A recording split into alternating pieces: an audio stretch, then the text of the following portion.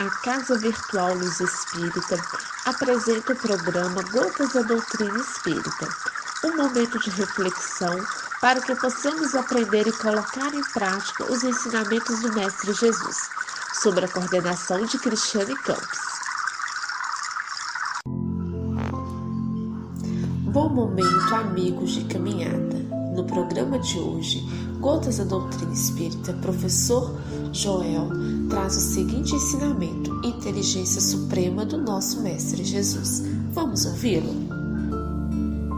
Prosseguindo ainda no enfoque a respeito do mesmo tema relacionado com a inteligência suprema, a causa primária de todas as coisas, que nós chamamos de Deus, o nosso Deus, é preciso que entendamos que seja assim no que concerne ao pensamento deste ente divino, supremo, causa primária de tudo.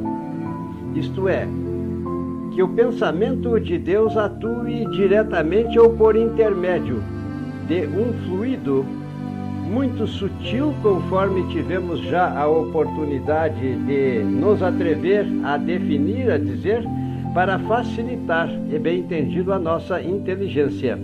Figuremo-lo como uma forma concreta de um fluido inteligente, que enche o universo infinito e que penetra todas as partes da criação.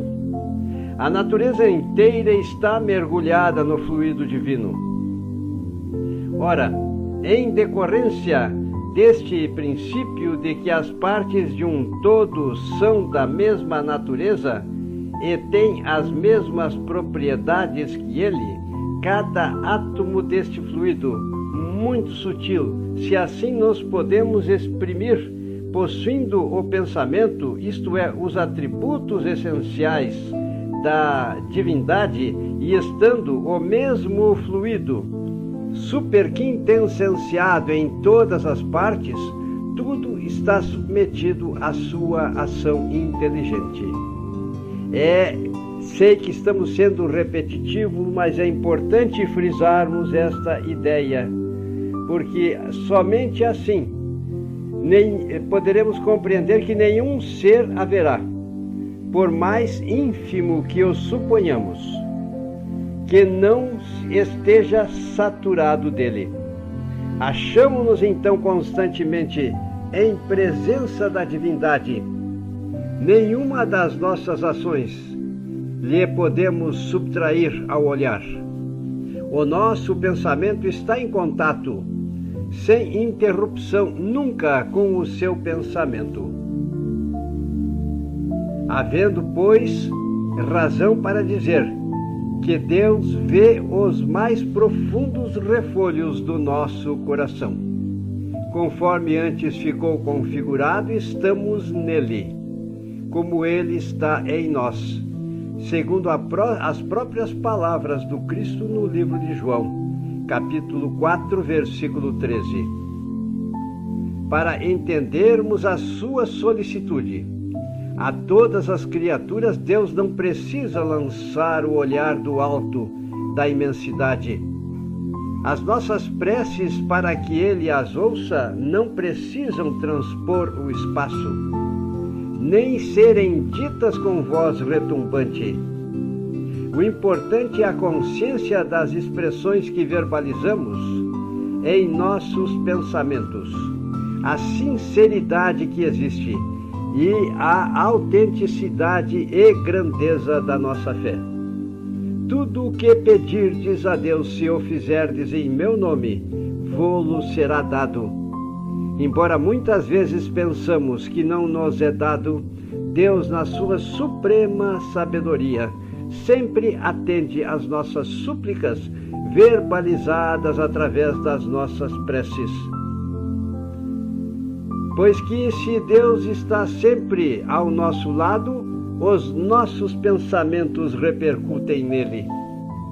Os nossos pensamentos são como os sons de um sino, que fazem vibrar todas as moléculas do ar ambiente.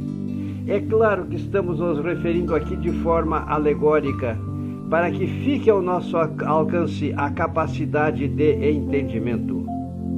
se nós nos libertarmos dos dogmas instituídos pela fé cega, poderemos obter a nossa libertação para conseguirmos, nestes termos, achar caminhos que nos levam a compreender por que Deus existe e por que Ele é infinito, e que nós conhecemos cada vez mais esse Deus através das nossas obras.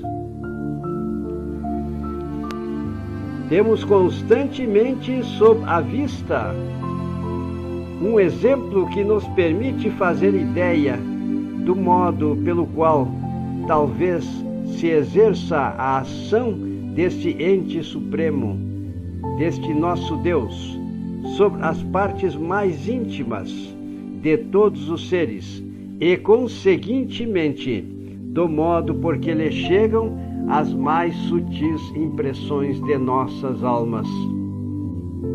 Esse exemplo tiramo-lo por conta de instruções que foram-nos dadas através da leitura, é claro, propiciada por uma entidade espiritual. Prosseguindo ainda, nós poderemos comparar a nossa ideia para consubstanciar melhor o nosso entendimento como o homem sendo comparável a um pequeno mundo, que tem como diretor o espírito e como dirigido o corpo. Então, nestes termos, percebemos que nesse universo o corpo representará a criação, cujo o espírito seria Deus. Compreendei bem que aqui há uma simples questão de analogia e de identidade.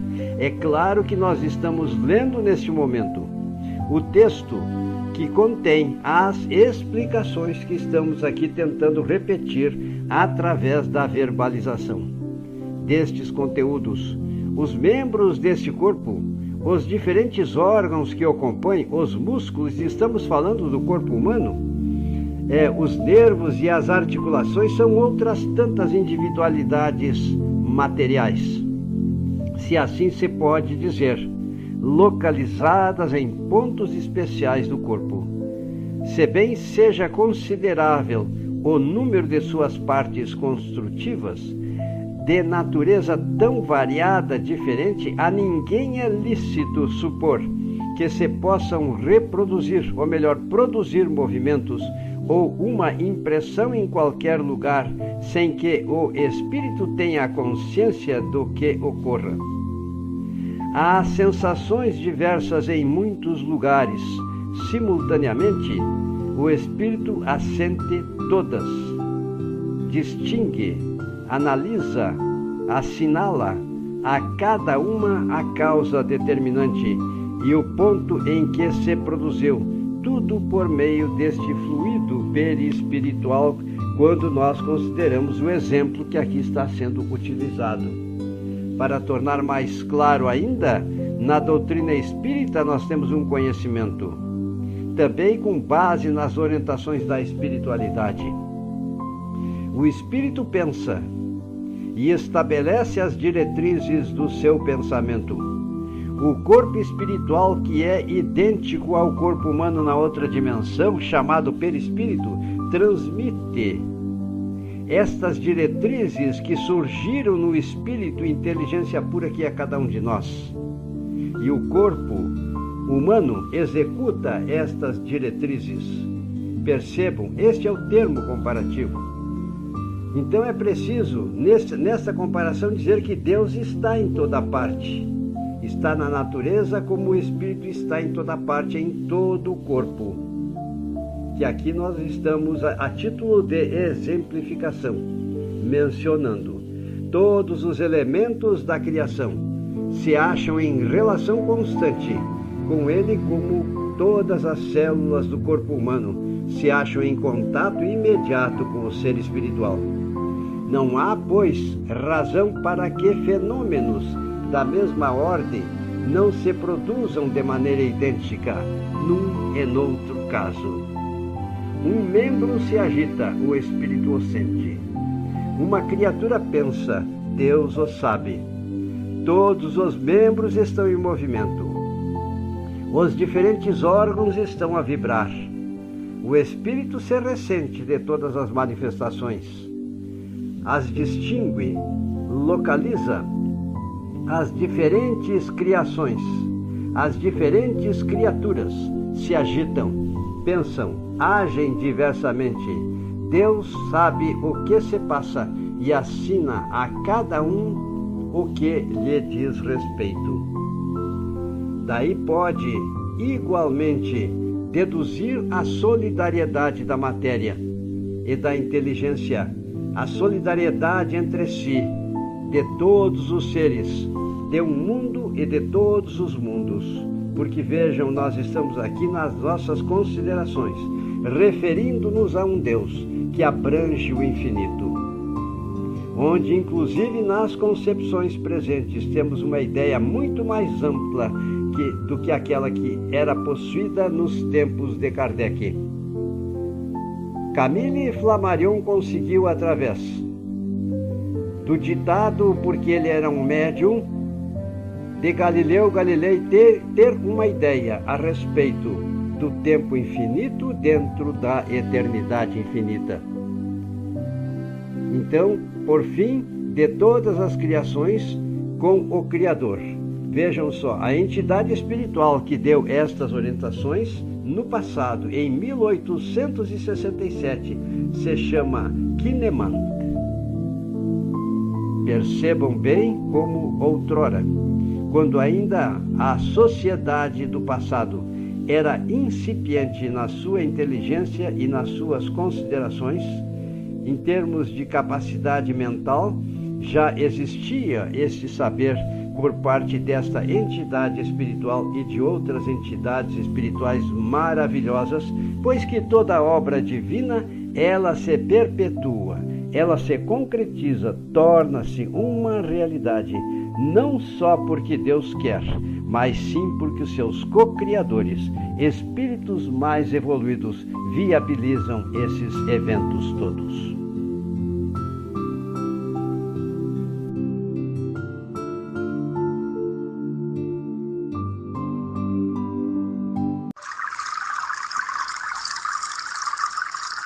O programa Gotas da Doutrina Espírita foi uma produção da Casa Virtual Luz Espírita e sua equipe. Acesse www.cavile.com.br.